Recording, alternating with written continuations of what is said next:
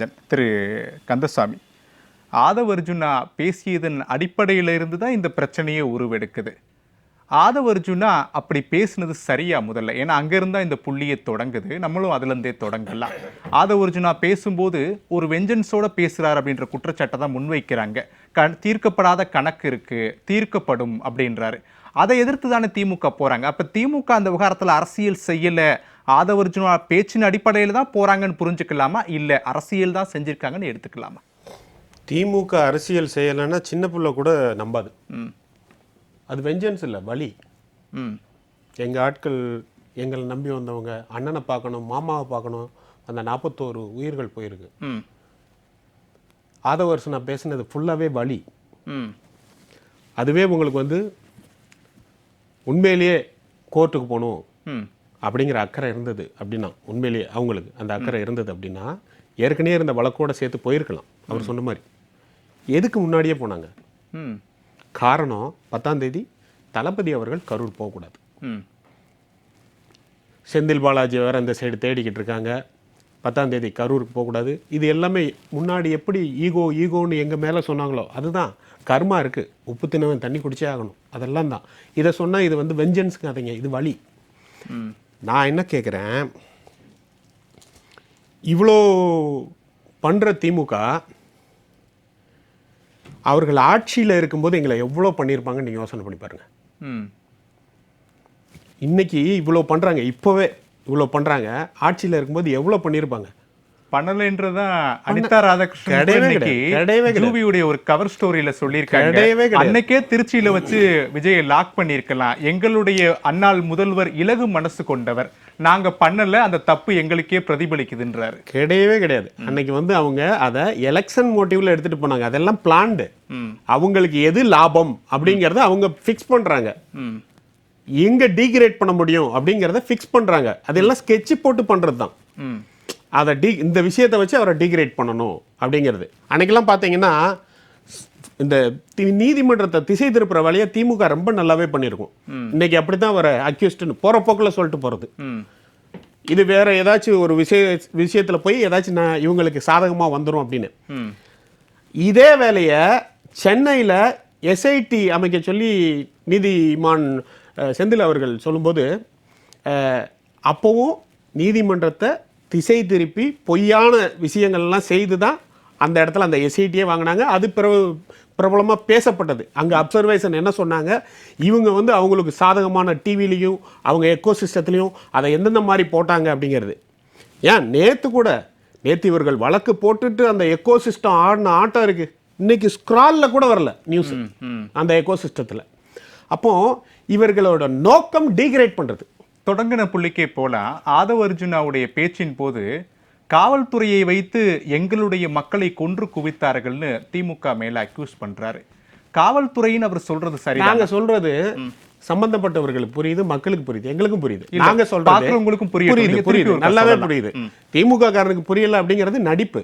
நாங்க சொல்றது எங்களுக்கு அழகா பாதுகாப்பு கொடுத்துருக்கலாம், நிறைய பேரை வச்சிருக்கலாம். ஒரு வண்டி போனா 2 சைடு ஒரு இதை போட்டுட்டு நடுவில் போகலாம். இன்னைக்கெல்லாம் போலையா தளபதி? எல்லா இடத்துலையும் போய்கிட்டு தானே இருக்கு. கந்தசாமிக்கு நினைவு இருக்கலாம் நினைக்கிறேன். இருந்தாலும் நானும் ஒரு முறை ஞாபகப்படுத்துறேன்.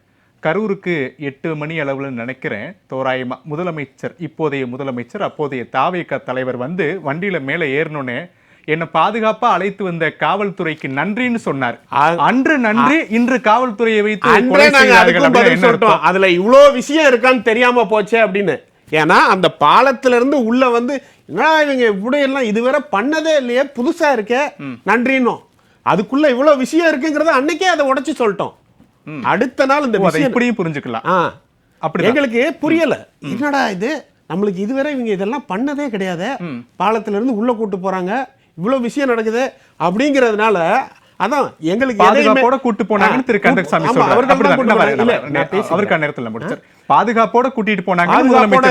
அவர்கள் உள்ளவாங்க அதுவரை வந்து அங்க இருந்து வர்றதுக்கு அவ்வளவு டைம் ஆகுது, எங்களால முடியல. அவ்வளவு பேர் வர்றாங்க, இவங்க ஈஸியா வந்து லேட்டுன்னு சொல்லிடலாம். எந்த அசம்பாவிதமும் நடக்க கூடாதுன்னு தான் அவ்வளவு தூரம் வரும். வரும்போது இவங்க கூட்டு போறது எங்களுக்கு அதிசயமா இருந்தது. நாங்க அப்ப வந்து திமுக சதி செய்து, போலீஸ் சதி செய்தெல்லாம் எங்க மைண்ட் கிடையாது, ஓப்பனா இருந்தோம். இவ்வளவு சூப்பரா பண்றாங்களே அப்படின்னு அதை பார்த்து பாராட்டணும். ஆனா அடுத்த ஒரு நாள்லயே நமக்கு தெரிஞ்சிருச்சு என்ன நடந்திருக்கு அப்படின்னு. அப்போ அடுத்த நாளே அதை எக்ஸ்பிரஸும் பண்ணியிருக்கோம். இவங்க கூட்டு போறாங்க, எங்களுக்கு சந்தோஷமா இருந்தது, ஆனா இதுல இவ்வளவு சதி இருக்குமோ அப்படிங்கறது எங்களுக்கு தெரியல அப்படின்னு. பட் இதெல்லாம் விசாரிச்சுக்கிட்டோம். சரி, எங்களுக்கு வலி, அந்த வலியை தான் அவர் வெளிப்படுத்தினார் கந்தசாமி நிறைவா. அதாவது திமுகவும் திமுக எக்கோ சிஸ்டமும் 2-3 கண்ணாடி வச்சு பார்த்துக்கிட்டு இருக்காங்க. அவங்க ஒன்மேன் கமிஷன் போட்டு விசாரிக்கும் போது அவங்க அரசு, பரிவாரம், எக்கோ சிஸ்டம் எல்லாமே எல்லாத்தையும் பேசுவாங்களாம். கொண்டுட்டாங்க, வச்சுட்டாங்க, அது பண்ணிட்டாங்க, இது பண்ணிட்டாங்க எல்லாம். இன்னைக்கு எங்கள் மேலே கொள்ள சொல்கிற அந்த குற்றச்சாட்டுக்கு அப்போ அவங்க எல்லாம் செய்வாங்களாம். அது ஒன்றும் எதையுமே பாதிக்காது. இப்போ எல்லாத்தையும் பாதிக்கும். நான் அது பொலிட்டிக்கலாக சொல்கிறேன், நான் லீகலாக சொல்லலை. லீகலாக கரெக்டு, அது என்னவோ சட்ட முறைப்படி நாங்கள் எதிர்கொள்கிறோம். ஆனால் இந்த கண்ணாடி எதுக்கு உங்களுக்கு? இதுக்கு முன்னாடி வேற கண்ணாடி, இப்போ வேற கண்ணாடியா? அது ஒன்று. ரெண்டாவது, ஏன் இப்போ அர்ஜுனா பேசினார்? எல்லா இடத்துலையும் பேசிக்கிட்டு இருந்தோமா? 59 நாள் நீங்கள் சொன்னீங்களே, எல்லா இடத்துலையும் பேசிக்கிட்டு இருந்தோமா? இல்லை. அன்னைக்கு மாற்றுக் கட்சியினர் கரூர்லேருந்து வந்தாங்க. அவங்கள பார்க்கும்போது அந்த நினைவு வரும்.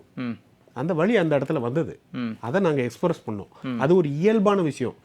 இன்னொன்று நரேட்டிவ் இல்லை, இது தேர்தலையே திங்க் பண்ணிக்கிட்டு இருக்குது திமுக, அவ்வளோதான். நரேட்டிவ் இருக்குல்ல, நரேட்டிவ் எந்த இடத்துலையும் நாங்கள் செட் பண்ணல. ஈவன் ஆரம்பித்த நாள்லேருந்து நாங்கள் எதையும் மாற்றியும் பேசலை. யார் கொள்கை எதிரி, யார் அரசியல் எதிரி சொன்னோம். மதுரை மாநாட்டில் காமே சொன்ன மாதிரி நாங்கள் எங்கள் தலைவரை சேஃபாக கூட்டு வந்துடுவோம், மக்களை நீங்கள் பார்த்துக்கணுன்னு சொன்னோம். எங்களுக்கு இவ்வளோ ஆதரவு இருக்குது, வீட்டுக்கு ஒருத்தர் இருக்காங்க, எல்லாரும் நீங்கள் ரோட்டில் பிரச்சாரம் பண்ணலன்னாங்க. எங்கள் சோசியல் மீடியாவே பெரிய பிரச்சாரங்க, எல்லாமே ஓப்பனாக சொன்னோம். என்ன நினச்சோமோ, மனசில் நினச்சோமோ அதை அப்படியே தான் பேசணும். இயல்பாக தான் எல்லாமே அடுத்தடுத்து காலம்தான் எங்களை கூட்டு வந்துக்கிட்டே இருக்குதே தவிர எங்கேயுமே இதை இப்படி பண்ணணும், அதை அப்படி பண்ணணும்னு அரசியலே படுத்தலை. இன்னைக்கு இங்கே ஒரு வேக்கம் இருக்குது. அரசியல் இங்கே புது தலைவரை தேடிக்கிட்டு இருக்காங்க. மக்கள் நம்ம 30 வருஷம் நம்மளை பெரிய அளவில் கொண்டாடி இருக்காங்க. நம்ம மக்களுக்கு செய்யணும். இன்னைக்கு தமிழகம் கடனில் தத்தளிக்குது, அவ்வளோ ஊழல் நடந்திருக்கு, அதுலேருந்து ரெக்கவர் பண்ணி கூட்டு வரணுங்கிற எண்ணம் தான் எங்களை கூட்டு வந்ததே தவிர எந்த நரேட்டிவும் இல்லை. ஃபஸ்ட்டு திமுகவும் அந்த எக்கோ சிஸ்டமும் கண்ணாடியை ஆளுக்கு ஒன்று போடாமல் ஒரே கண்ணாடியில் பாருங்கள், ஒரே மாதிரி எல்லாத்தையும் அப்ரோச் பண்ணுங்க.